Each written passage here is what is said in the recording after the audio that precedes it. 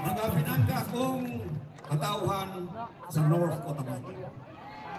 Samtang kita libo-libo nagtigom karong gabiuna o gihuyok-huyok sa bubugnaw hangin. Dunay usa ka tawo nga nag-inusara sa usa ka bugnaw nga kwarto, libo ka kilometro gikan sa Pilipinas. Ang iyang pangalan, Rodrigo Roa Duterte. Si Digong, amigo na ako, bisan pa wala pa ko sa politika. Nagaingon sila nga si Rodrigo Roa Duterte kuno adunay nahimong sala sa katawhan sa Pilipinas. If that is true, wala man tayo mahimo diya. Digong is not a perfect person. Nobody is perfect. He was not a perfect president. But there was only one thing perfect about him. His love for the Filipino people. Ingon nila, gidakop si Digong. Kay tunay sala sa katawhan. But I will tell you the true story. Istoryahan na mo sa tinuod nga istorya nga nung gidakop si Digong o gilabay dito sa The Hague, Netherlands. Let me start with the story of the Unity Team. 2022, nidagan si Bongbong Marcos, partner niya, si Sara Duterte. And they campaigned on the platform of uniting the country under a unity ticket.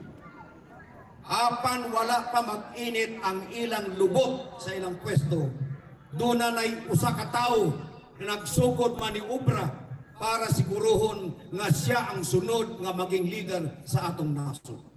This man is no other than Speaker Martin Romualdez. Nagsugod sila sa kitawag nga People's Initiative. Nagpapirma sila, hatag kwarta pirma, because they wanted to amend the Philippine Constitution. Balhinon ang presidential form of government ngadto sa parliamentary. Purpose, magpabilin nga presidente si Bongbong Marcos, mahimong prime minister si Martin Romualdez. Apan wala kadto magmalampuson.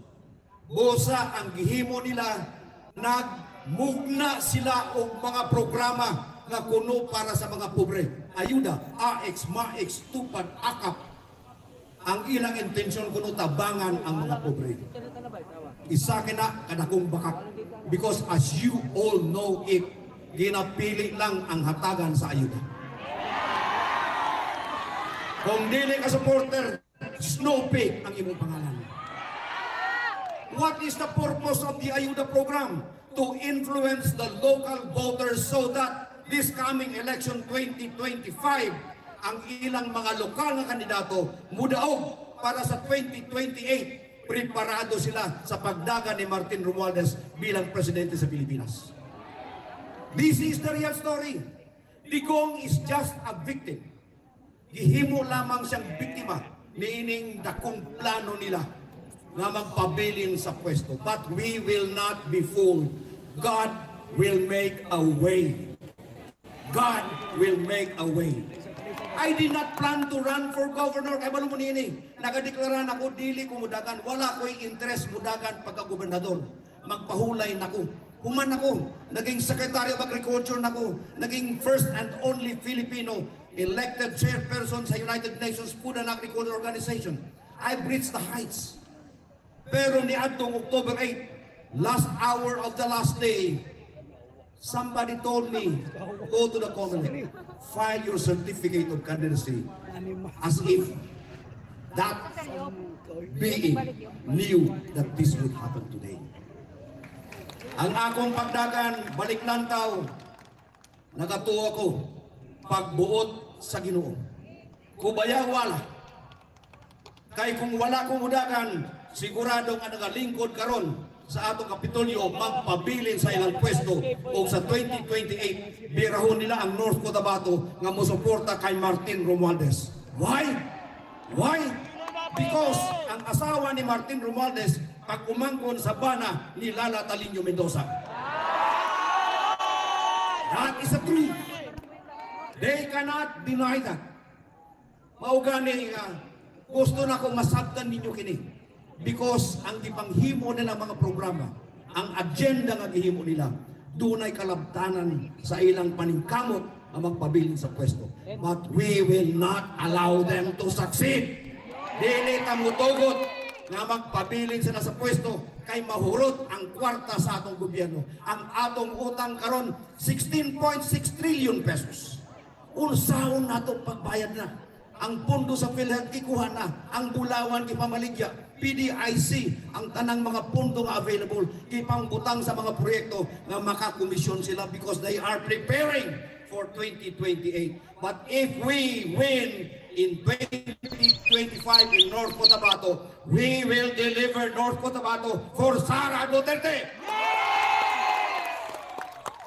Dili na ko mapadugay. I hope you understood my message.